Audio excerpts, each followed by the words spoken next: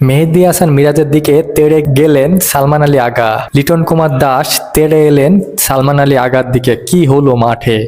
দেখুন, খেলা তখন 40 ওভার। বল হাতে মেহেদী হাসান মিরাজ, স্ট্রাইক প্রান্তে মোহাম্মদ রেজওয়ান হালকা স্লো পুশ করলেন এবং সালমান আলী আগা ক্রিজের বাইরে তখন, এবং সালমান আলী আগা বলটা ধরে মেহেদী হাসান মিরাজের কাছে দিতে গেলেন, কিন্তু তার ধরার আগে মেহেদী হাসান মিরাজ বলটি ধরে স্টাম্পে সরাসরি থ্রো মারলেন এবং আবেদন চাইলেন আম্পায়ারের কাছে।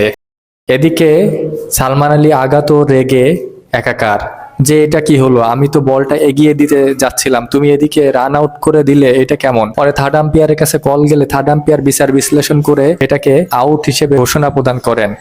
এবং তারপরে তো কি উত্তেজনা!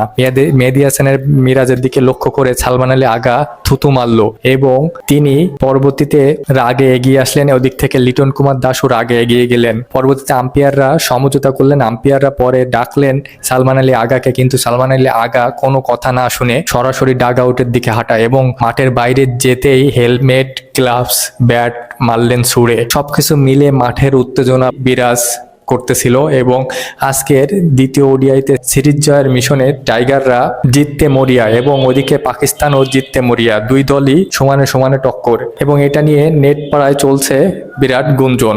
অনেকে বলছে যে এটা স্প্রিটের উপরে আঘাত আনে, আবার অনেকে বলছে যে এটা ঠিক করেছেন মিরাজ। আপনার কাছে কি মনে হয়, মিরাজের এই রান আউট করাটা কি ঠিক হয়েছে নাকি এটা স্প্রিটের উপরে যায় না? সেটা অবশ্যই কমেন্টে জানাবেন।